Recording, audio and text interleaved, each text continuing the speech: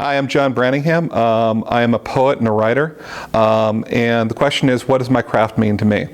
What does poetry and writing mean to me? I was trained mostly as a fiction writer, but I've kind of turned to poetry as well in the last few years. And it's a sort of a complicated question because it changed and it continues to change. When I was young, it was because I was hard of hearing, and so it was one of the only ways that I could communicate, was to write. And then as I regained my hearing, that answer has changed. And so when I was young, reading and writing was the reaction to being exceptionally lonely, because I'm an extroverted person. And so I'd read and I'd feel that connection, that human connection with other people. As I've grown up, it's one of those places that I can retreat into what I feel is my real self. And there's this outward sort of persona that I have to maintain just as a person alive today in this world, as a teacher, as whatever. But there's things that I keep to myself, that I keep protected back there, and the writing is the only place I can really get to it myself. And so it's how I understand the world, how I come through to the world, how I figure things out even. Until I've written about them, I can't really understand them well, especially those things that happen to me that are painful or joyful or anything like that, right? It's also, I'm somebody who believes in meditation. It's the deepest meditation I can think of, going into myself. I'm a Quaker, and meditation is a big part of what we do, an unprogrammed Quaker. And so meditation is tremendously important. It's the only way we can get into ourselves. Writing is the ultimate form of meditation because you're focused. As I've gotten older and I've regained my hearing, it's grown to mean something else, and I'm not sure what that is. It's more now than just me trying to reach that inner self. It's me reaching other people. It's me, what would it be? It's gone beyond that. I guess it's how I work through my life, and I understand the pain of life and everything else. Okay, so the second question is, why did I get into the field of education? What am I doing here? I got into the field of education because I like to teach, and I like talking to people, and I like to see change in people. One of the things I truly love is watching someone who really, I teach at a community college, so a lot of people go there just to try to figure out what they're going to do, and they're kind of they don't know if they're going to continue with college or not, or what they're going to do. And showing somebody that whatever their dream is, they can achieve that thing is extraordinary. That they belong to this community, and they can belong to this community of academics and thinkers and things. They never thought that. They never really imagined that as part of their lives. That's extraordinary. We have people starting, I guess, developmental classes, and these are people who have been told over and over in subtle and unsubtle ways that they're not going to be part of anything in their lives. They had better learn a trade or start working with their bodies in whatever way, right? And it's great to see them opening up, and you do that in a number of ways. One of the ways is you say to them, you belong here, right? Number two, you take them seriously. And that doesn't mean giving them A's all the time. That means giving them F's when they've earned F's, and then explaining to them as though they're adults. And number three is creating a community in which they are part of an intellectual group of people, right? So that if you grew up in a community of athletics or gang or whatever, you think, okay, these are my people. This is who I am. But if suddenly they're exposed to writers and thinkers who are taking them seriously, famous, unfamous, whatever, right? They're being brought to readings, they're being brought to lectures by people coming onto campuses. They realize, oh, I'm part of. This is who I am now, right? I was that other person. Maybe I still am that other person, but now I'm also this person. I'm somebody who can achieve. I'm part of that group that Stephen Hawking's in. I'm part of that group that all these people are in. And when I was young, I thought to myself that I really want to be a writer, and so I better give up on that dream, right? Because that's what I want. And so I started studying, and I'm glad I'm a teacher. Don't get me wrong, because if I want to be a writer, I would be a writer. I'm also a writer, but if I want to be full-time only writer, I would do that thing. It's not a difficult thing to do. But a lot of people will crap on your dreams. A lot of people will crap on your ideas, and they'll say, well, being a writer isn't realistic. And at first it looks like it's not realistic, right? Because you start and you work on your stuff and you send your stuff out and it doesn't happen. And you're working 2-3 hours a day and nothing's really going on with your career. That's a recipe for failure in any field, right? As a teacher, I don't work 2 or 3 hours a day. I work 12 hours a day, right? And every single professional does that. But when people come to the arts, they're like, well, I'm not going to do that. I'm going to work for 2 or 3 hours, then I'm going to go out and mope. And moping is not a really great strategy. And so there are things that you have to do as a writer, and that's write, number one, read, number two. But then you also have to take care of the career aspects. If you want to be a professional writer, you've got to take care of those career aspects. And that means going out and meeting people and networking and creating your own opportunities sometimes, writing for specific places sometimes, talking to people that you need to talk to, all of those things, right? In the same way that I'm a professor, I'm a teacher, right? And so how much do I teach each week? I would probably work 60 to 70 hours a week, and I teach for 16, right?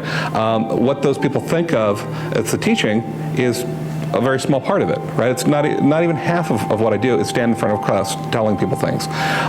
Same thing with being a writer. Only about half of what you're doing, less than half of what you're doing probably, is going to be sitting down, pen and paper, doing this stuff. You've got to do those other things too. Just in the same way that as a teacher I have to grade, and I have to work with other teachers to figure out programs, I have to hire people, I have to do all of these things that you do as a professional. So that's why I became a teacher, so I could show people how to do that. Now, since I've become a teacher, I've found that a lot of people have started to do that, right? And a lot of people start to do that and realize that what they want is not to be a professional writer. And that's good too. I remember a few years ago, the president of the Creative Writing Club came to me, and we were talking and said, I've known you for 2 years and I've never seen you read anything or write anything. He said, oh yeah, I don't write anything and I don't like to read. I said, why are you a creative writing major? And he just stopped and he stood up and he walked out and he came back an hour later and he said, I don't think I want to be a creative writing major. It's like, yeah, that's probably a good indication, right? But it's if you're not interested in doing those things, you shouldn't do it, right? You should do whatever your passion is. I think probably the most important thing to do, aside from the writing and the reading, is being a good literary citizen. And what that means is creating opportunities for yourself and for others, right? And so you're not, people wonder why those opportunities don't exist, because we're not creating them for ourselves, right? Creating opportunities where people actually want to interact with your fiction. And here's the thing about being an artist of any kind. If you're starting out as an artist, you're not competing against other people who are starting out as artists, and you're not competing against me with your art. You're competing with Hemingway. And the reason is, when people walk into a bookstore, they know they've had a good time with Hemingway, and they know they're going to plop down $10 and they're going to have another good time with Hemingway. It's always interesting to read a Hemingway book, right? Or Vonnegut, right? You're competing with that. And so why should somebody go online? And if you're starting out, it's probably going to be online, and they're digging through those stuff. They want to have this literary experience. Why should they go to you instead of Hemingway, right? Who they know they're going to have a good time with. Well, the only way that's going to happen is if you somehow contact them and start building sort of a community for them, right? So that you're speaking to them, right? I can think of one of the first movies that really spoke directly to me and my generation was Before Sunrise, and I can remember walking in and seeing that, and somebody my age doing things that I had done, right? And movies before that had been really talking to other people, and it's like, okay, this is, I didn't know about this, but I read about him in a newspaper. That was him doing the job of his career. I went specifically out of my way to see that movie because I knew it was going to talk to me. What he did this is Richard Linklater who did this movie. What he did was he made sure that there was press out there, that he went to the festivals, that he did all that stuff. If you want to be a writer, you've got to do the same sort of thing. If you want to create a community, you want to create a buzz about yourself, there has to be people out there that you're talking to, but they also have to know that you're writing about them, right? And so how do you reach them? You reach them through creating in a couple of ways. You can create festivals or readings, that kind of thing, right? So that's really easy for me because I'm, number one, a global thinker, and number two, I'm an extrovert, right? So it's easy for me to create readings and that sort of thing. If it's hard for you, don't do that, right? Instead, what you do is you support other people's readings. And say you're incredibly introverted. I have a friend who's incredibly introverted, and he knows how to do computers. So he did the smartest thing I've ever seen in my life. He went to reading series and said, let me create a website for you. And suddenly he's part of this thing, and it's easy for him to now negotiate that stuff. Number two, you can create magazines online or off, or you can work with people's magazines, right? And so helping people, that's one of the early things I did as a writer, is I was really lucky to get on board with a magazine that I love called the Chiron Review, and I'm still there. The Chiron Review was kind of an institution for years and years and years, and they needed an extra person, so I pounced, right? There's nothing like initiative, though, in an artist. If you like the Paris Review, write to them and say you'd like to help them, right? And say it passionately, and who knows, probably you'll be told yes. When I was 21, I was an idiot, but I did something smart, and then I did something stupid. The smart thing I did is I wrote to all the magazines in the LA area, and I said, I'd like to work for you, right? And I said it passionately.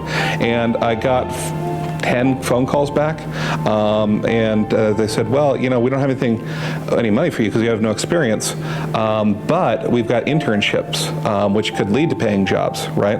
And I did the stupid thing because I was 21. I said, well, I've got to be paid, right, which I think is a generally good idea, to be paid as a writer, whatever, but maybe not when you're 21, just starting out. Maybe you can develop that sort of thing. And so that I think working with magazines and stuff, people are looking for people who have initiative, who have a willingness to work with others, that kind of thing. The number three is working online. There's a lot of opportunities you can create for yourself online. Developing a blog is sometimes a good idea.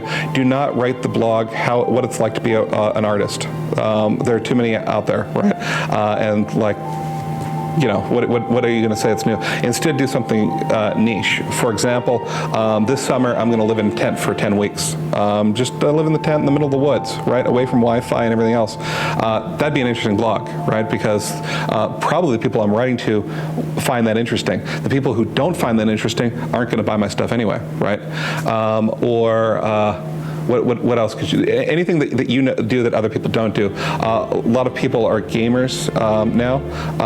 Write about games, right? Do a whole blog just on, I don't know, games. So Skyrim. Do one on Skyrim. I've never played Skyrim, but you could do a blog on that, and people will be attracted to that, especially if you find an interesting, funny, religious sort of slant to it, that kind of thing. Work on other people's blogs. The problem with having a blog is you run out of content like that. And so if you can just start giving people content, that's great, and suddenly your name is out there. And that then links to larger and larger publications and things that you want to do like that. Okay, so the question is, third question is, what can the community do to help artists? I think it's really important that the artist first works for the community, right, to try to build that community. But then I think that the community can also help the artist. And there are a number of ways. I'm not going to be specific here because I'll be accusing people of things. And I don't want to accuse people of things. But a number of years ago, we were working with a city, and we said, okay, we would like to set up, you've got all of these empty sort of storefronts, and we'd like to set up a thing for the community, both kids and adults, and I think it's important to include the adults. Once you hit 18, it's hard to find things to be a part of, right? And I mean, I understand why, but it would be nice if the adults were supported too. So you've got all these empty warehouses, you've got all these in municipal buildings just sitting empty. We can come in, we won't use the electricity, the air, we'll just do it during the day and open windows, and we'll create a space for community members to do art and writing and make sure that we're stewards of these places. We won't tear it up. And we went back and forth, and the city worked with us a little bit, but eventually they said that we found out that they'd been on the verge of canceling all our programs a number of times, so we moved to the DAW, basically, which is a wonderful space. In that area where we were working, they didn't change anything except for that they started opening a lot of sex-based businesses and hustler shops, things like that. And so what they did was they found a way to make money at the very fringe of their community, putting these sorts of businesses that exploit people in the poorest parts of their community, right? Rather than working. Now, if they're going to have that, okay, but why not also just put a little bit of effort for the people who live there as well? Rich or poor, put a little bit of effort and just allow people to open doors, right? We would have provided our own insurance. That's the kind of thing I think it's important for communities to do. Not being so completely negative about the sorts of things the ways you can approach this. Colleges can do this. Colleges do this for the most part, and then often those programs will end because of institutional roadblocks. Let's see, what else can the community do? I think it's important as a community that we get out there and we support the writers. I think there's a very large expectation that artists are going to work for free. I had one of my, do you know the Regents exam? The Regents exam in New York is, it's an entrance exam for students going from high school to college. The Regents exam took one of my poems and did a test for entrance into college using, the students had to write a comparison between my poem and one of Isaac Asimov's stories. Didn't even inform me, obviously didn't pay me, didn't do anything. It's my work product. I'm not going to sue them, I don't want to sue them. But you know, even just giving me a little bit of promotion would have helped me. I think they should have paid me. I think you don't simply take someone's work product. And they didn't inform the publication that they just pulled something offline. And it's a large institution, right? And they really could have done something. That kind of thing. Don't expect people to work for free. A lot of people think that artists are going to work purely for the exposure, and that's what the term they use. Well, you can't only work for exposure. You know, if you want something of value in your community, you at some point have to, okay, that person's exposed, let's maybe give that person some money now. This happens to musicians, I think, more than anybody. People want you to come to their wedding and play for 7 hours for a meal and some exposure. It's a little bit like asking somebody to help you move your house and all you're going to give them is pizza and beer. That never seems fair to me either, right? That's a ridiculous amount of work. Okay, so be willing to pay, that kind of thing. I think it's important for artists not to be willing to give away their art for free too often. There's some of that's okay, but right, don't just like be putting out there for absolutely nothing. What else can the community do? I think the community can, I don't think it's necessary that you show up to things that you clearly aren't going to like, but if those things look interesting, I think it's important that you come and see those things. Much of the time, art is directed towards a very specific demographic. And if you're not that demographic, I don't know why you would go. So I think it's the artist's job then to contact that demographic and to give them a reason to go. If you're an artist, you have to find a way, create buy-in for the viewer. And I don't know if you know what buy-in is. Buy-in is the feeling that they are part of what you're doing and they're going to support it because they are part of this. Now, how can you make somebody feel that they're part of it? Well, musicians are good at this, right? So they'll do things like they'll show very clearly that we're one of you, right? And so it's like, oh, okay, so my own people are succeeding, right? Punk rockers in the 80s did that really, really well. It's like nobody was representing those kids, and now punk rockers came and said, we're one of you, right? Now it's important that, as an artist, that you're doing that so that people can say, oh, I see what I'm getting. I see what the value of that thing is, right? So sometimes that also means making them a part of the art that you're doing. And that's hard to be specific about because each art is different. But if you're talking about, I don't know, If you're a visual artist, that means you have to paint them. You have to paint things that matter to them, that kind of thing. As a writer, that means you have to write about their concerns, and really go. It's not to say you necessarily have to try to figure out what. It's like you're going to write something and figure out who that is, and then show them that you were writing about their concerns. Okay, I think that's what the community can do for us, and I'll see you later.